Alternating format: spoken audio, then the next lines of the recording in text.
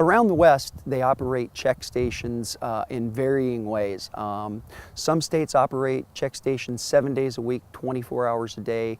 Others operate intermittently. The state of Washington, we operate on both levels. The Washington Department of Fish and Wildlife, have partnered up with the Washington State Patrol to run the check stations.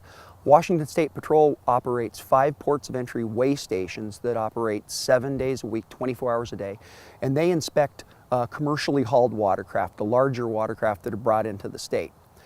Washington Department of Fish and Wildlife, we operate year-round intermittent check stations where they randomly go around the state at various locations. And when we're doing those, we require all watercraft, both commercially and recreationally hauled watercraft, to stop for the inspections.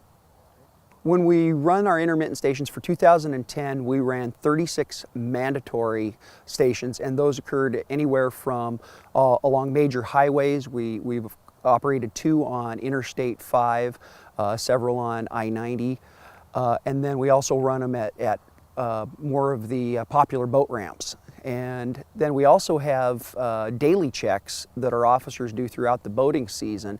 Our officers are all trained to do inspections, do the detections of zebra and quagga mussels, and so when they're out just doing their standard patrols, they are actively inspecting vessels in their daily routine.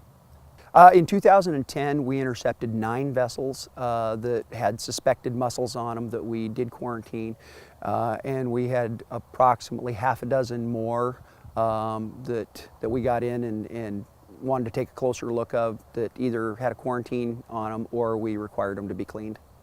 In the Washington Department of Fish and Wildlife, we have over 130 commissioned personnel, that includes officers, sergeants, captains on up, that have all been trained in how to properly inspect watercraft for the presence of zebra and quagga mussels and other aquatic invasive species.